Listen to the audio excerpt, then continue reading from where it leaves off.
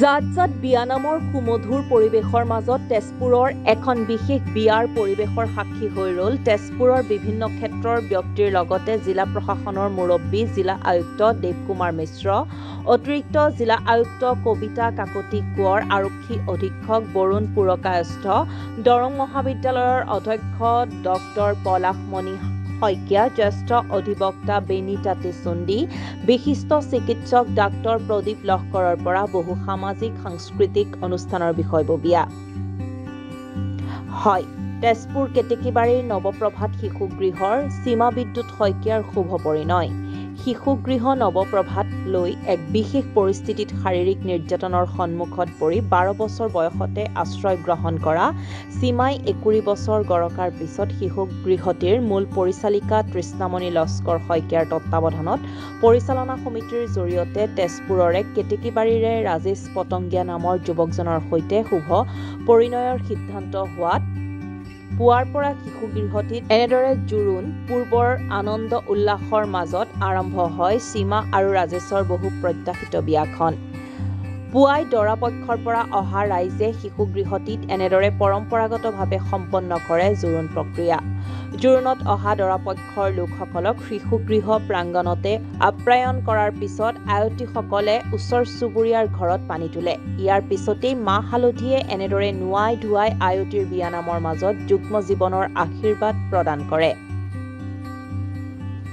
ইয়াৰ পিছতে স্থানীয় কেতেশ্বৰ দেৱালয়ত সম্পন্ন হয় পুৰোহিতৰ হোমক সাক্ষী কৰি বিয়াৰ মূল অনুষ্ঠান। বিভিন্ন প্ৰান্তৰ 2 শতাধিক লোক উপস্থিত হৈ দৰা কন্যাক আশীৰ্বাদ প্ৰদান কৰাৰ পিছত সকলো অভ্যাগতকে শিশুগৃহটিৰ পৰিচালনা সমিতিৰ তৰফৰ পৰা নিৰামিষ ভাতেৰে আপ্যায়নৰো ব্যৱস্থা কৰে। উল্লেখ্য যে শিশুগৃহটিৰ পৰা বিয়া দিয়া এইগৰাকী তৃতীয়গৰাকী যুৱতী।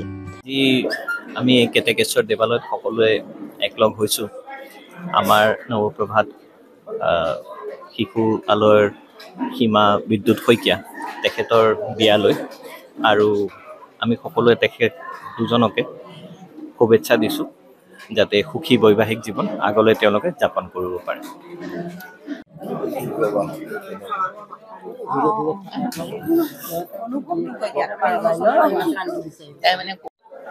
বহু প্ৰত্যাশিত বহু দিনৰ পিছত আমাৰ নৱপ্ৰভাত শিশুগৃহ কেতেকীবাৰীৰ এই শিশুগৃহৰ আৱাসী সীমা বিদ্যুৎ শইকীয়া, এই ছোৱালীজনীৰ আজি বিবাহযোগ্য হ'ল আৰু আজি ইয়াৰে তেজপুৰৰে ৰাজেশ পটংগীয়াৰ লগত তেওঁ বিবাহ সম্পন্ন হ'ব কিছু সময় পিছতে, আৰু এই কেতেকেশ্বৰ দেৱালয়ত। তাৰ বাবে আমি সকলোৱে ছোৱালীজনীক আশীৰ্বাদ দিবলৈ ইয়াত উপস্থিত হৈছোঁ।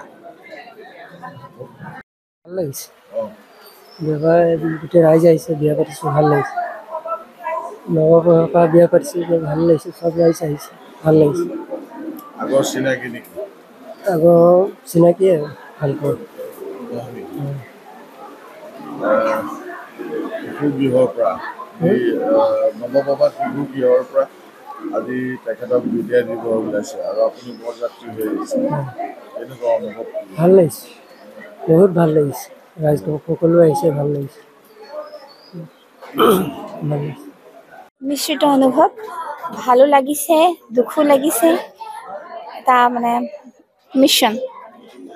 ভাল লাগিছে, তাই এখন নিজা সংসাৰ হ'ব। এতিয়াতো আমি যিমান পাৰোঁ নিজৰকে ৰাখিবই চেষ্টা কৰিছিলোঁ, কিন্তু এতিয়া আৰু তাই বেলেগ এটা অনুভৱ হ'ব, আৰু আশীৰ্বাদ কৰিছোঁ তাই যাতে ভাল হয়।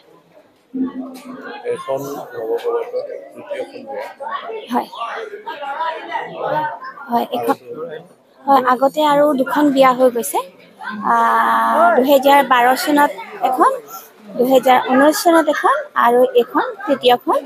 আৰু 3খন বিয়াতে ৰাইজৰ বিপুল সঁহাৰি, ইমান ছাপোৰ্ট গোটেই তেজপুৰীয়া ৰাইজৰ। আজিতো ভাল লাগিছে, গুৱাহাটীৰ পৰাও আহিছে, মঙলদৈৰ পৰা আহিছে বহুতখিনি মানুহ। তাকে তেজপুৰৰ পৰা পল্লৱী বৰাৰ ৰিপৰ্ট, খবৰ লাইভ।